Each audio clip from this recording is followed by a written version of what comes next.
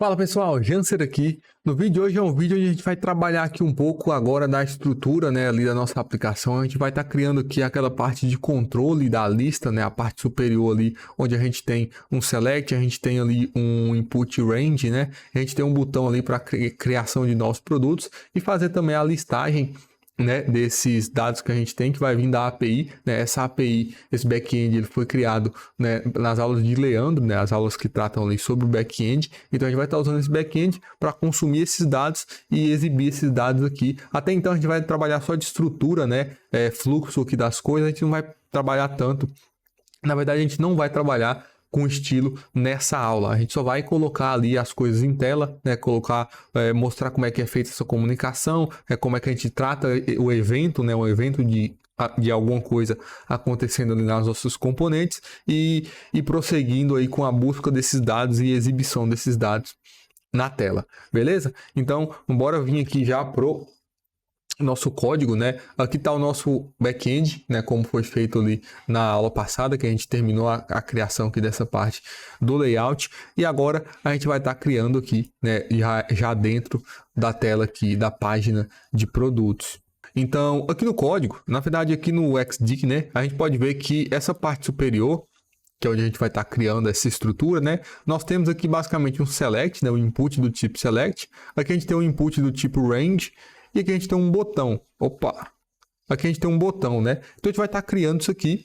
E aqui embaixo é onde é exibido a lista, né? Nesse caso, essa tela aqui é uma tela onde não tem produtos, né? Não tem elementos na lista. Mas quando tiver esses dados, que é o que a gente vai fazer, a gente vai buscar esses dados, eles serão exibidos aqui, tá? Então, voltando aqui no código, a gente pode começar. Aqui a gente está retornando um H1, né? Então eu vou retornar uma div. Um div simples, né? E aqui dentro a gente pode criar primeiro aquele select, né? E o select a gente tem a tag select no HTML, que é exatamente essa componente. É um componente que a gente clica nela e ela aparece para a gente opções para serem selecionadas, né? Então a gente tem a tag select e dentro dela a gente passa a tag options, certo? Que são as opções que a gente vai ter ali dentro. Então nesse caso a gente vai ter a opção todos os produtos, options não, né? É option. E a outra opção aqui vai ser os produtos excluídos, né? Excluídos. Então, se eu salvo isso aqui, a gente volta aqui no nosso browser, né? A gente pode ver que a gente já tem aqui essa componente, né? Esse select. Então, se eu clico aqui, ele me dá a opção para ser selecionada, certo? Então, a gente pode fazer, por exemplo, já o tratamento, já vou mostrar aqui como que é, basicamente, o tratamento desse evento de troca de produto, né? De troca de opção, na verdade. Então, aqui no código, né? No select, a gente tem a opção aqui, o evento, na verdade, né? OnChange. Certo? Isso aqui é bem parecido. Na verdade, isso aqui é do próprio HTML, né? Esse OnChange, que só muda aqui, no caso, a escrita, né? Que o C aqui é maiúsculo, mas o OnChange ele recebe um evento, né? E aqui a gente pode fazer alguma coisa com esse evento. Nesse caso aqui eu só vou dar um console.log, né? console.log e.target.value. Ou seja, o que eu estou fazendo aqui? Sempre que acontecer o evento de change, né? Sempre que acontecer o evento de change, né? O evento de mudança nesse meu select, eu vou receber o evento aqui, né? Dentro dessa função que eu passei aqui no onChange. Então, eu vou executar uma função, essa função recebe como parâmetro o evento de mudança, né? E dentro desse evento, a gente tem, na verdade, aqui tem muitas opções, né? Porque eu dou aqui um e-ponto, nós temos aqui muitas opções, né? Mas no nosso caso, a gente vai usar o target, né? Que o target é eu estou meio que acessando o elemento lá na DOM, né? O elemento que está acontecendo esse evento de mudança, e dentro desse elemento eu tenho a propriedade value, né? Que é o valor que essa opção, que esse elemento tem ali naquele momento. No caso é o novo valor que eu selecionei, né? Então se eu venho aqui no meu console, no meu browser, né? E troco aqui, está em produtos excluídos, né? Eu vou selecionar todos os produtos. eu tenho aqui um console, né? Ele logou aqui todos os produtos, que foi a opção que eu selecionei. Se eu troco produtos excluídos, ele vai aparecer aqui, certo? Então, nesse evento de mudança, ele vai estar tratando isso e a partir dessa função, né, essa função que eu passei aqui no onChange, a gente pode desencadear aí várias alterações na aplicação, né, alterando o valor, alterando o estado, exibindo ou não alguma coisa, enfim. A gente vai ver isso mais para frente. Mas o que eu quero mostrar para vocês agora é isso. Beleza? Beleza? Então agora a gente vai criar aqui a componente referente, o elemento, né, referente a esse slider aqui, né, esse range, que é o input que a gente vai clicar e arrastar, né, para trocar ali a opção.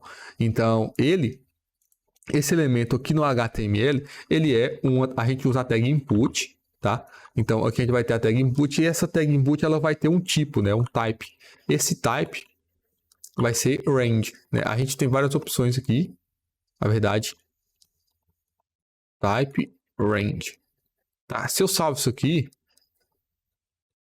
ele não quis me sugerir, mas a gente já tem aqui um input do tipo range, já com um estilo aqui básico do navegador, beleza? Mas a ideia é essa. Deixa eu só apagar aqui e ver se ele não está me sugerindo os tipos de input, né?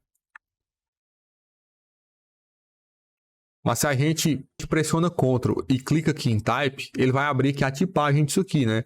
E aqui o type ele pode ser um HTML input type attribute ou undefined, né? E se eu abro, pressiono Ctrl e clico aqui de novo, ele vai me dar aqui os diferentes tipos, né, de input que a gente pode ter. Nesse nosso caso, a gente está usando aqui o type range, né?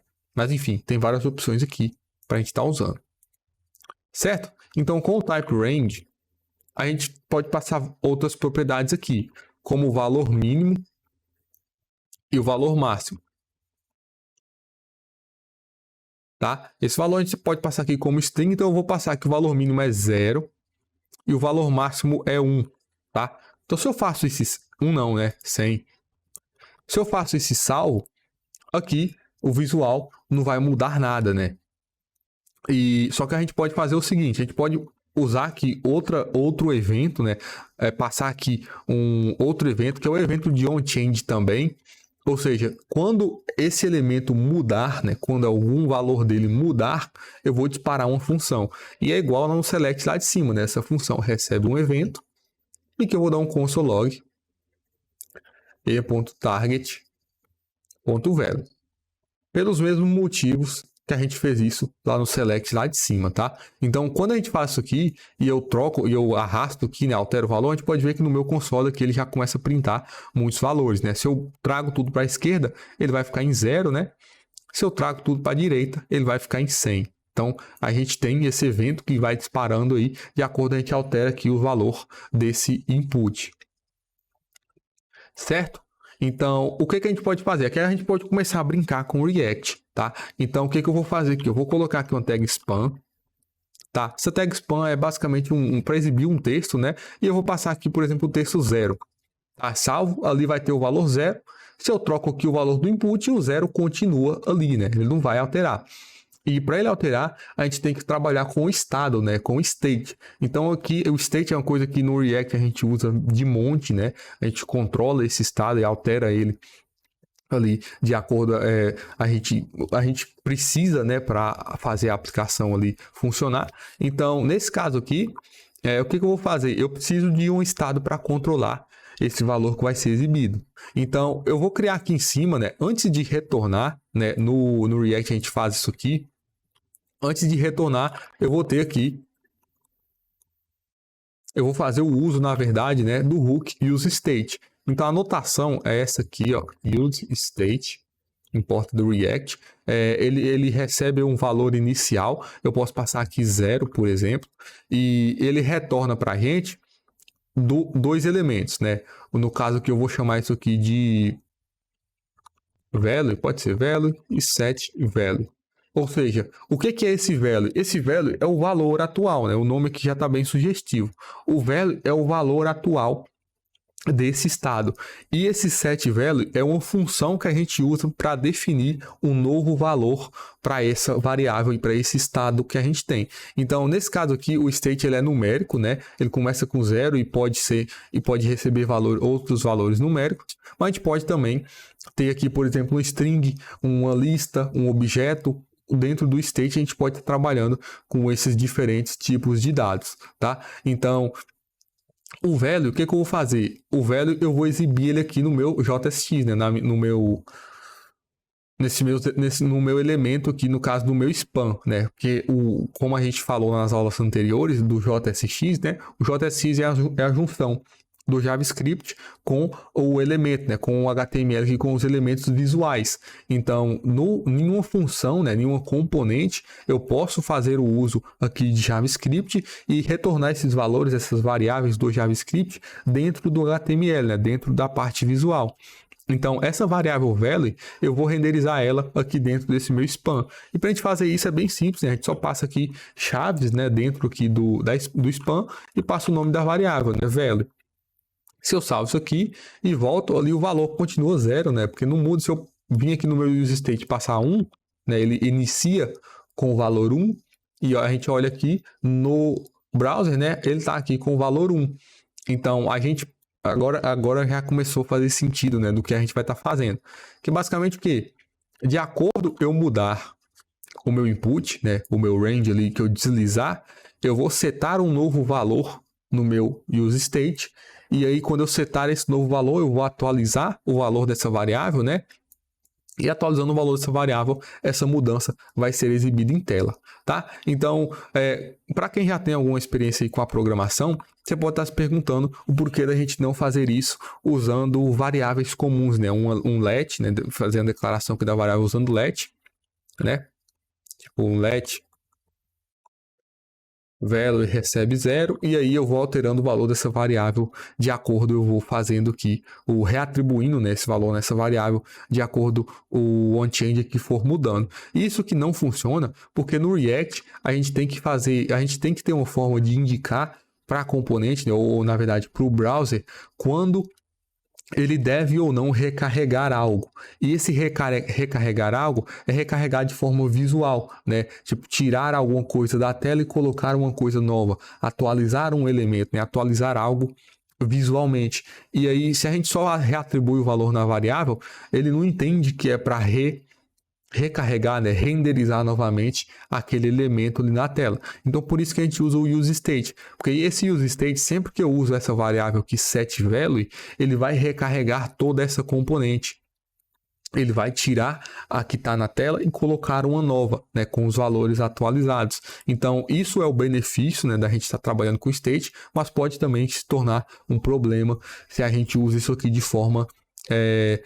se a gente usa isso sem tomar os cuidados que a gente precisa na questão de performance, né? Porque pode chegar num momento que a gente está alterando um state, que altera um valor em tela e que ele renderiza também outras componentes que não estão tendo valor atualizado, né? Não tem nenhum impacto direto daquela alteração. Então a gente tem que tomar bastante cuidado com isso, de acordo a gente for prosseguindo aqui no nosso desenvolvimento, a gente vai conseguir perceber aí os casos onde a gente deve ou não tomar esse cuidado. Beleza? Então, nesse caso aqui, né, dentro desse meu onChange, é uma função, né, aqui é uma arrow function que recebe esse evento e está dando só um console log. Nesse caso aqui, como eu vou querer fazer mais coisas, eu vou colocar aqui chaves, né? Essas chaves é basicamente criando um corpo da função, e nesse corpo da função eu vou continuar dando esse console log, só que depois de dar o console log eu vou dar aqui um setValue, passando o e.target.value novamente. Aqui ele vai dar erro, porque o meu e.target.value é uma string, né?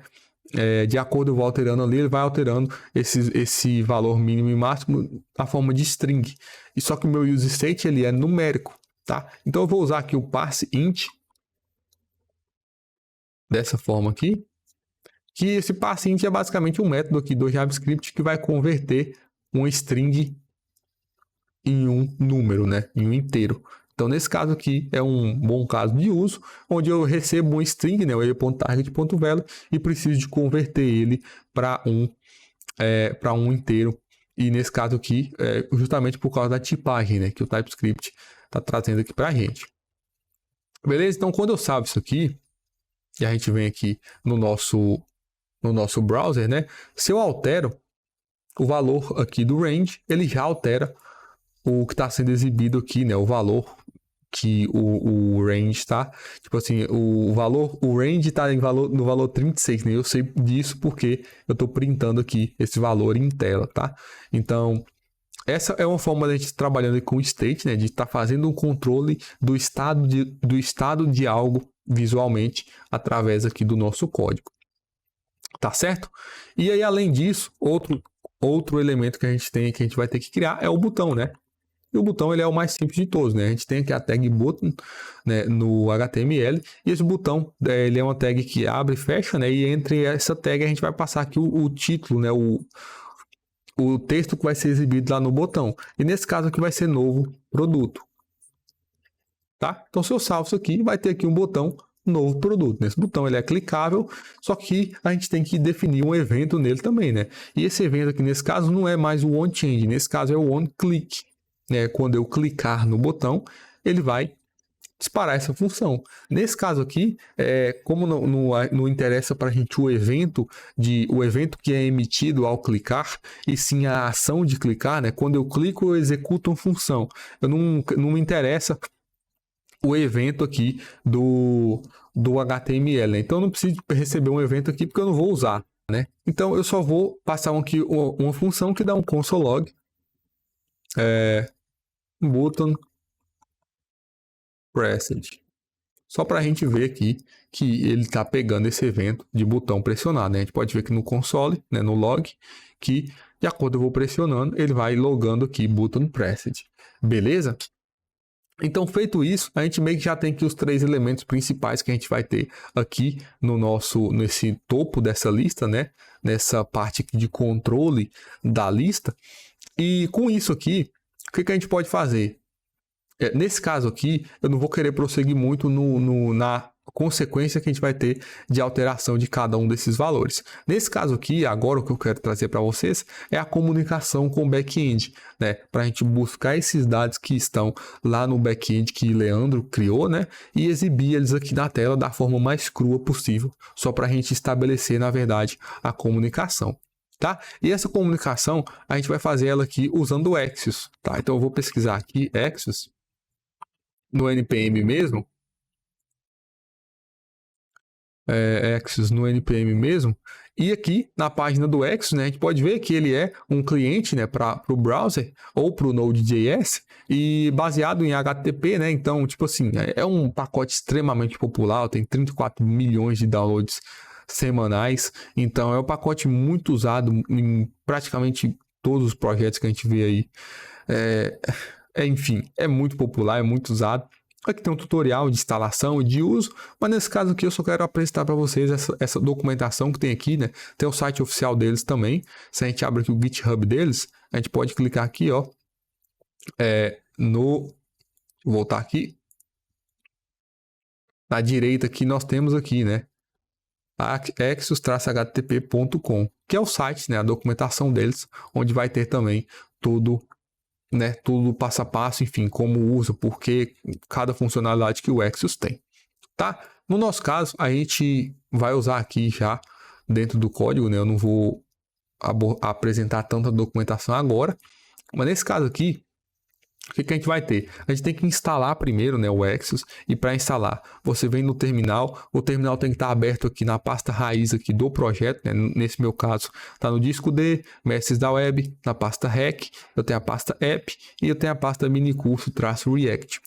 Tá? Dentro dessa pasta, que é aqui onde está aberto na esquerda, né? Eu só fechar aqui a Node Modules, que é esse diretório aqui, tá? E aí o que eu vou executar? Eu vou executar um npm install Axios, tá? Então, fazendo isso aqui, ele vai instalar para mim, ele vai baixar e instalar o pacote do Axios no meu projeto. E aí, uma vez que o pacote está instalado, a gente pode importar ele, né? Então, eu vou dar aqui o import Axios from Axios. Na verdade, na verdade que ele não vai instalar agora porque eu tô com o projeto rodando, né? Eu vou parar aqui o projeto Parando o projeto, ele vai finalizar a instalação.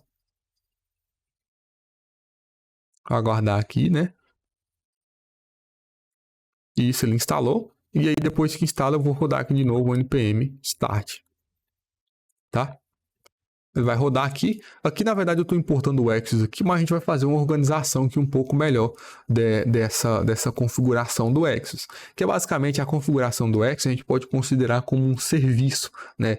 E esse serviço é um serviço de comunicação externa. Então, a gente pode criar aqui dentro do SRC uma pasta Services, né? Que vai ter aqui toda a questão de serviços que a nossa aplicação vai ter. Nesse caso aqui, por enquanto, só vai ter essa questão da API, né? Então, eu vou criar aqui um arquivo api.ts, que é basicamente onde eu faço a configuração do Exos para ser usado. Então, aqui eu vou importar Exos from pacote aqui, né? Exos. Depois de importar, a gente vai criar o cliente, né? Criar, meio que instanciar o objeto que vai realmente fazer a comunicação com o back-end. Então, eu vou chamar isso aqui de API, né? O const API vai receber o Exos, tá? Exos.create, tá? Nesse Exos.create, o create é um método, né? Esse método pode receber um objeto de configurações, tá? E nesse caso, como aqui é tudo mais simples possível, a gente só vai ter o base URL. O que é esse base URL? É a URL base lá do nosso back-end, que nesse caso aqui é http localhost 3000. Ou seja, eu estou com a API sendo executada na minha máquina, né? E essa API está rodando na porta 3000. Então, por isso que o base URL é http localhost, né? Que é o meu IP local, na porta 3000. Tá? Então, basicamente, a configuração nesse momento é essa, né? Nesse projeto aqui vai ser basicamente essa, porque aqui é tudo muito simples. Mas aqui, depois que a gente configura, né? Que a gente cria esse cliente do Exos, eu vou exportar. Então, eu vou dar o export default API, né? E aí eu vou usar esse API para fazer os métodos HTTP, né? Fazer a comunicação com o meu back-end lá na minha componente. Tá certo? Então eu vou fechar aqui esse arquivo api.ts, voltando aqui, né, na minha página de produtos, a gente vai estabelecer essa comunicação. Só que essa comunicação a gente já pode começar a tomar cuidado aqui, porque como a gente viu aqui, como eu expliquei na verdade, né, e a gente viu funcionando o useState, sempre que eu altero o estado, ele vai renderizar novamente, recarregar essa componente inteira. E aí, se eu vir aqui e fazer uma comunicação com o meu back-end,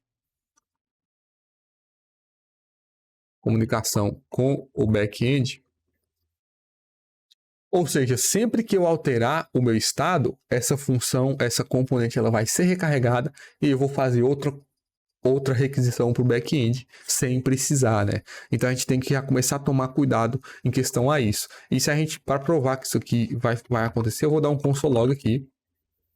Console log ajuda muita gente, né? Products loaded. Certo? E aqui a gente vai vir no nosso browser.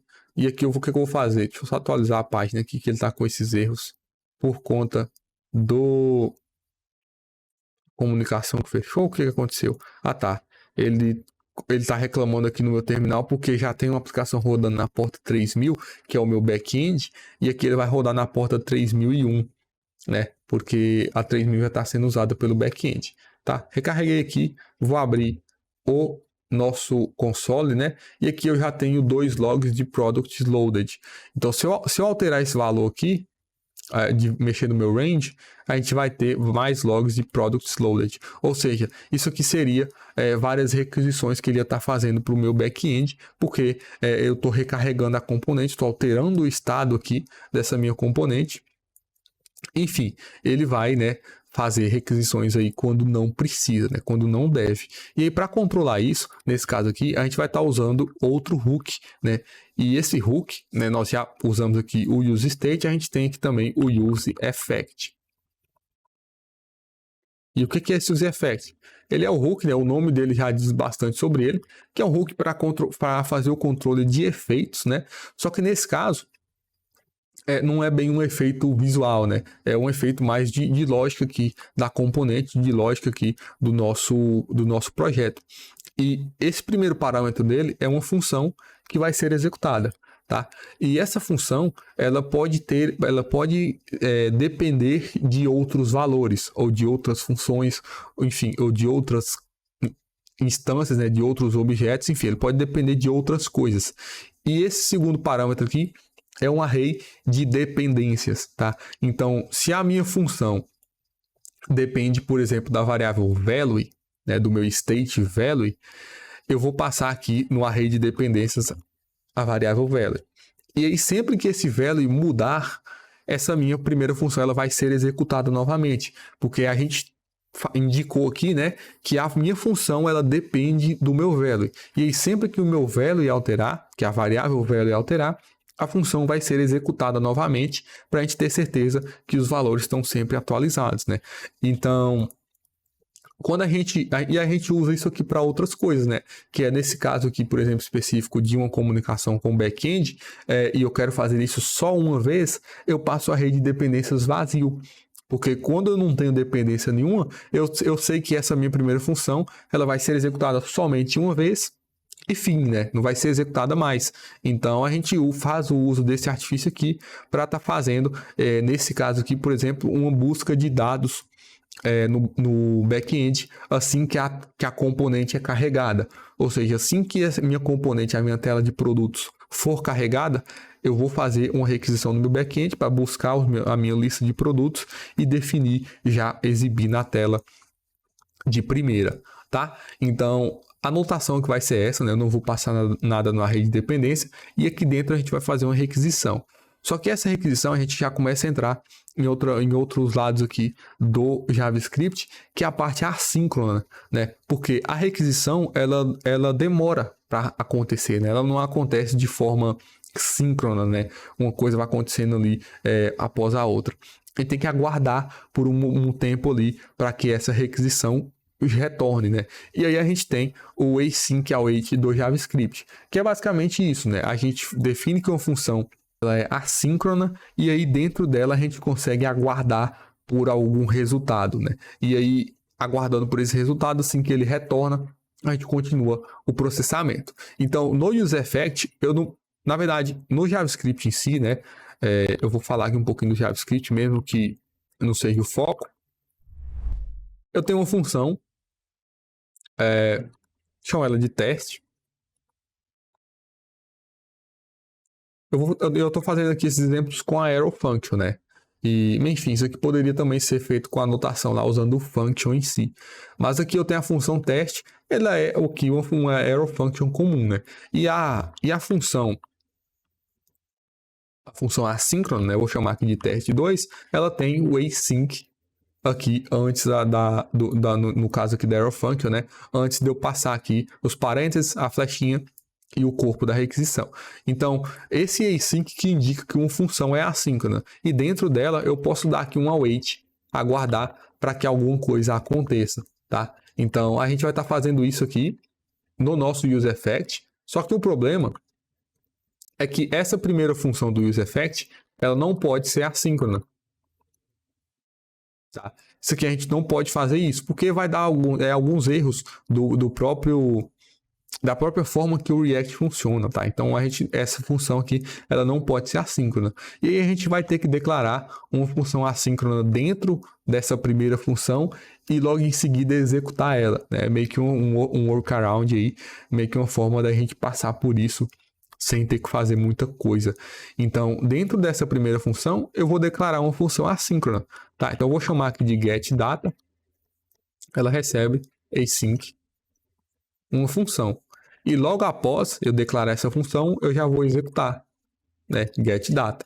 Então, dessa forma, eu tenho uma função assíncrona dentro do meu UseEffect, que vai ser executado, tá? Então, aqui dentro de getData, a gente vai fazer a busca lá, a comunicação com o nosso back-end, tá? Então, eu vou chamar aqui, eu vou dar um const data, eu vou chamar isso aqui de result, vai receber o nosso API, né, a configuração lá do Access, né, API.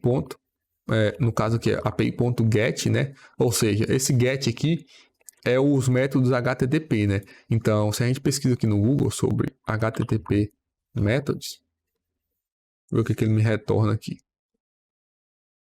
Tem aqui um link do MDN, né? Vamos ver se é ele. Isso aqui, ó. Nos métodos de requisição HTTP, né? Que a gente tem basicamente as principais, né? Que é um get, um post, um put e um delete. Né? Ou seja, o método get é buscar dados. O método post é meio que postar dados, né? Eu vou enviar um dado para ser salvo. O salvo, na verdade, tem alguns porém, né? O put eu mando o dado para ser salvo e aguardo uma resposta. O put é meio que atualizar algum dado que já está lá no meu back-end e o delete, né, apagar aquele dado. Então a gente tem esses métodos aqui, né, existem outros, mas enfim, não vou estar abordando isso aqui nessa aula, tá? Mas o fato é, eu vou fazer uma requisição GET lá no meu back-end, essa requisição GET ela vai ser em qual rota? Né? Tá, lá no back-end a gente tem rotas diferentes, né? Então eu tenho uma rota de criação, uma rota de atualização, uma rota de deleção. Nesse caso aqui é uma rota de listagem, né? Que ela é /product. Product, né? Ou seja, eu vou fazer um get lá na rota /product. Se eu só conferir aqui se é essa rota mesmo. Acredito que isso mesmo. A gente vai fazer um get lá no /product e eu vou trazer esses dados, né? Essa lista de produtos.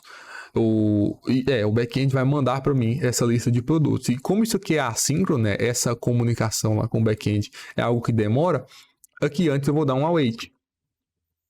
Eu vou aguardar para que a API me responda, né? Me traga esses dados e vou armazenar tudo aqui dentro de result. Depois de armazenar, eu vou dar aqui o consagrado console log, né? Console log. Console result dessa forma aqui, tá? Salvando aqui, vamos ver o que a gente tem no console. A gente já tem uma resposta aqui, ó. Eu tenho, né, um array, um objeto, na verdade, com várias opções aqui, com request, com headers, enfim. Com toda a resposta que o Exos traz para a gente, né, o status foi 200, né, ou seja, o status foi ok. E aqui a gente tem a propriedade data, né, que o data eu tenho um array de elementos, né? Uma lista de elementos. Então, os meus produtos, né, estão aqui dentro desse array. Certo? Então, o que a gente pode fazer para melhorar isso aqui? Eu posso usar o TypeScript agora ao meu favor, né? E falar que o meu método get, o api.get, que essa linha de código aqui, esse api.get, né? Ele retorna um tipo de dado específico. E esse tipo de dado, quando eu falo, a gente pode ter uma interface, né? E aqui eu vou chamar isso aqui de eProduct. O que é esse eProduct? É uma interface que eu não criei ainda, né? Eu vou criar ela logo aqui em cima da componente. Então, a gente tem aqui a notação, né? Interface, eProduct.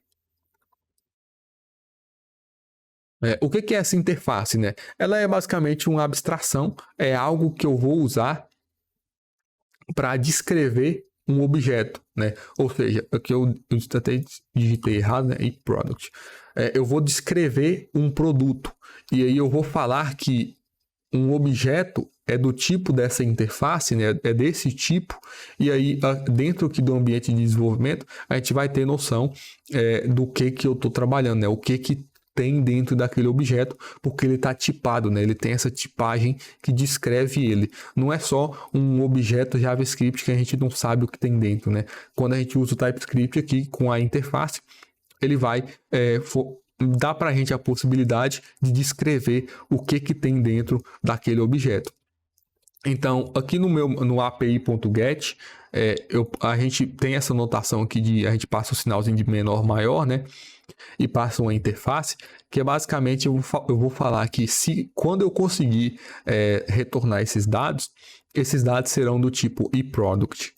Tá? Nesse nosso caso, eu vou colocar aqui um colchete abrindo e fechando, porque não é só um produto, é uma lista de produtos, né? Então, esse chave aqui abrindo e fechando significa que é um array, uma lista de eProduct, tá? E o que é esse eProduct? Eu tenho até já salvo aqui também a tipagem, né, do meu eProduct, que ele é isso aqui, né?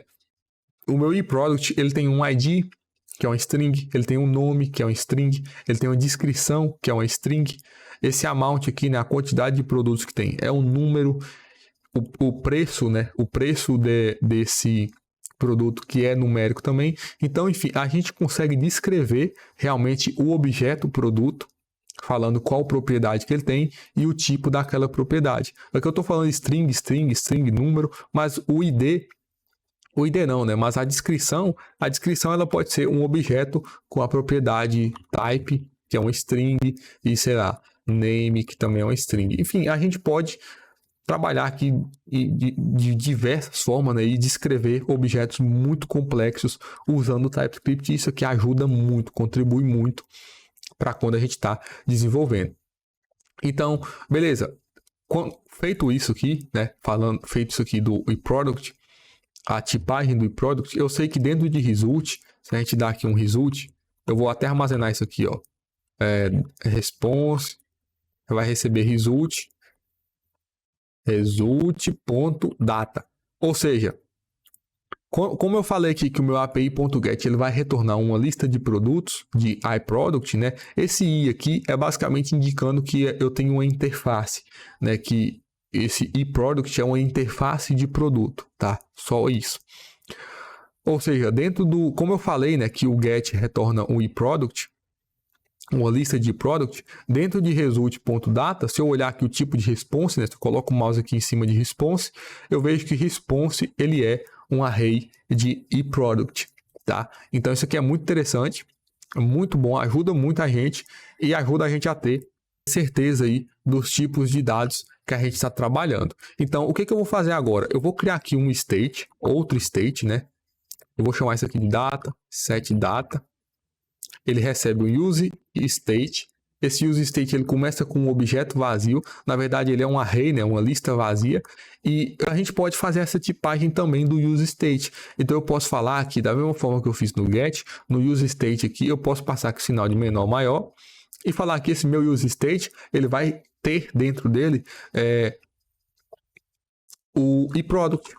Né? O tipo de dado que desse meu use state é um array de eProduct e que inicia como um array vazio, né? Ele inicia uma lista vazia e aí, de acordo a gente for populando esse meu state, ele vai ter aqui dentro uma lista de eProduct, tá? Então isso aqui ajuda demais a gente ter certeza realmente do tipo de dado que vai ter dentro. Se eu dar aqui, por exemplo, um set data e passar um objeto, o TypeScript vai reclamar, porque um objeto vazio nesse caso, ele não é do tipo eProduct. Então ele não vai aceitar, né? Já vai reclamar aqui de cara. Então é muito bom, mas a gente meio que tem uma... É meio que aquele conceito de... Parece com uma normalização, sabe? Da gente ter certeza do tipo de dado que a gente está trabalhando. Então, depois que eu pegar esse resultado, aqui eu estou dando só um console log, eu vou apagar esse console log na verdade e vou executar aqui um set data. Ou seja, eu vou setar lá esses dados novos, que é no result.data. Ou seja, eu vou fazer a requisição, quando a resposta chegar, eu vou definir um state, eu já defini, né, um use state, e eu vou colocar esses dados, essa resposta dentro do use state, que vai armazenar esses dados aqui dentro da minha aplicação. Tá certo? Então, uma vez que eu tenho esse use state, eu já posso exibir esses dados.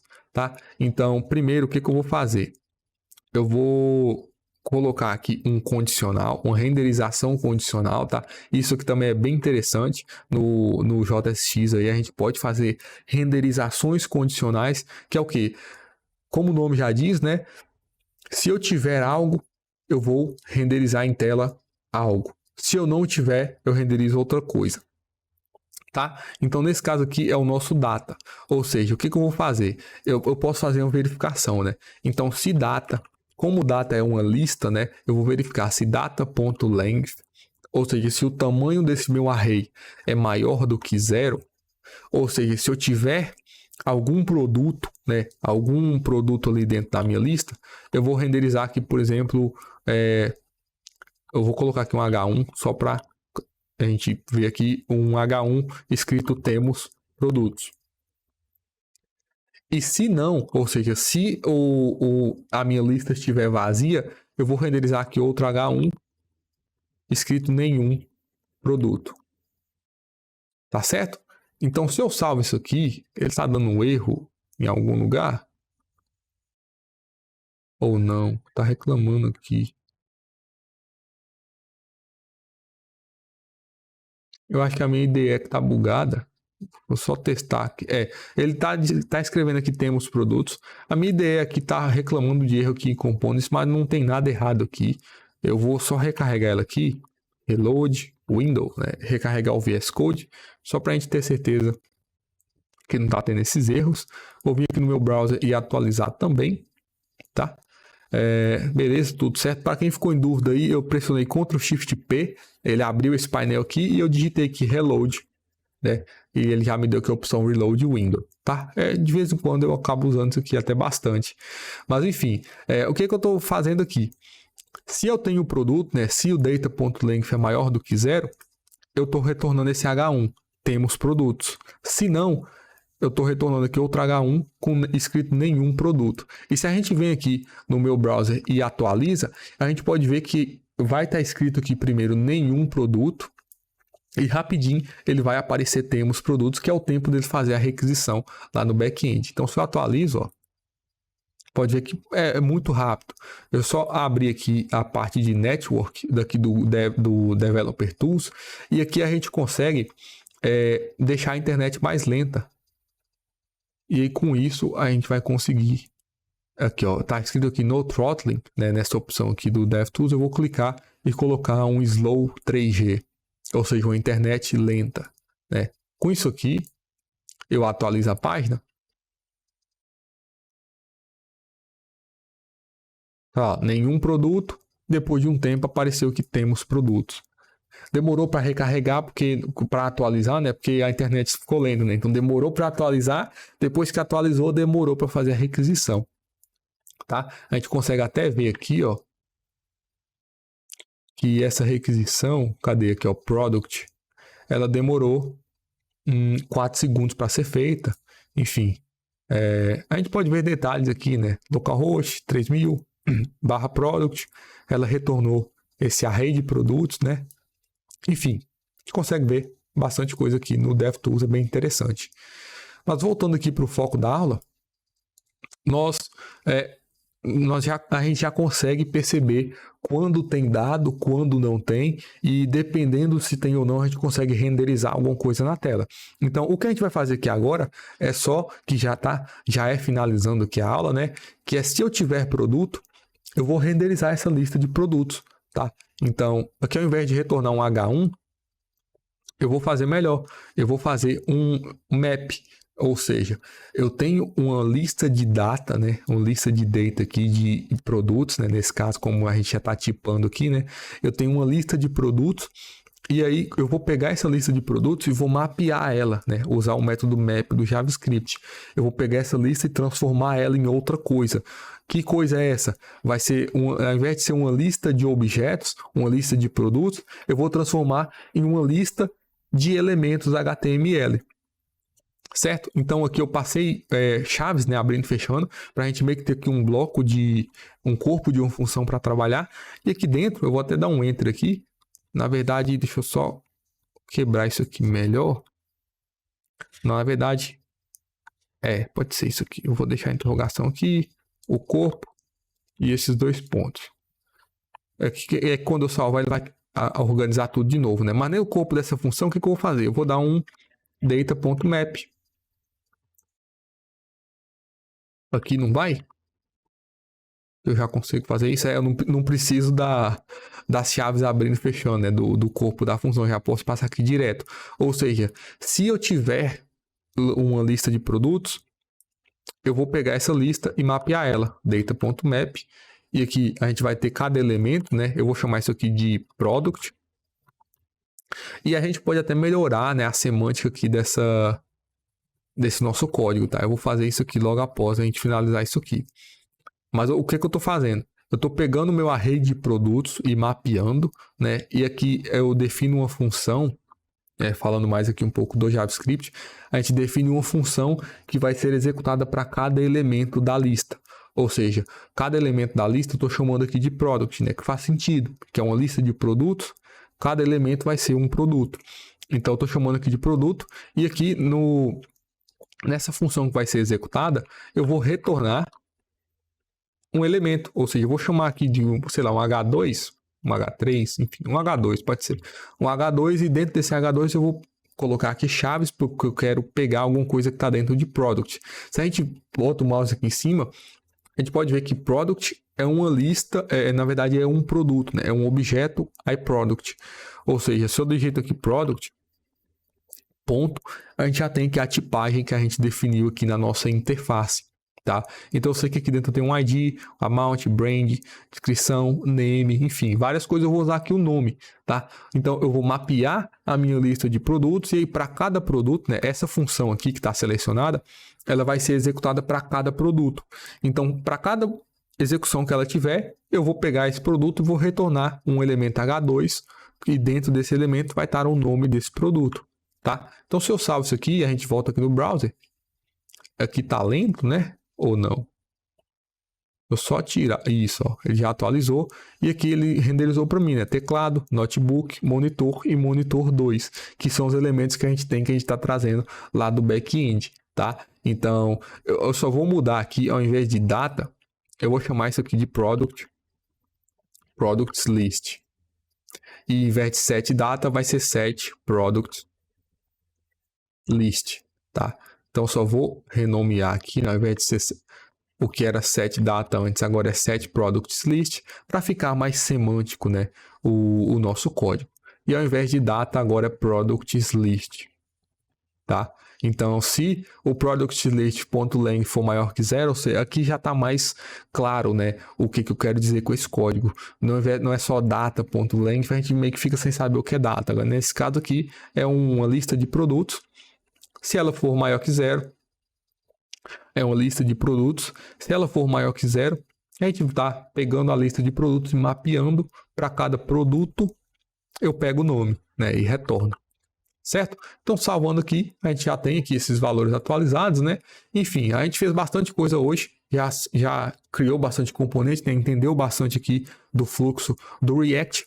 E nas próximas aulas, a gente vai estar trabalhando na integração, né? na criação, na implementação da funcionalidade para esse cabeçalho aqui da nossa lista e também melhorando aqui o visual de tudo, o visual também da exibição em si dos elementos da nossa lista, porque se a gente dá uma olhada aqui no XD, a gente tem aqui, né, um exemplo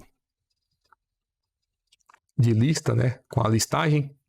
Nesse exemplo, ele já está bem mais bonito, né, bem mais organizado, e a gente vai estar fazendo isso aqui nesse curso, tá certo? Então, para essa aula é isso. Eu espero que eu tenha ajudado. Qualquer dúvida, pode deixar um comentário logo abaixo. E é isso aí. Muito obrigado e até a próxima.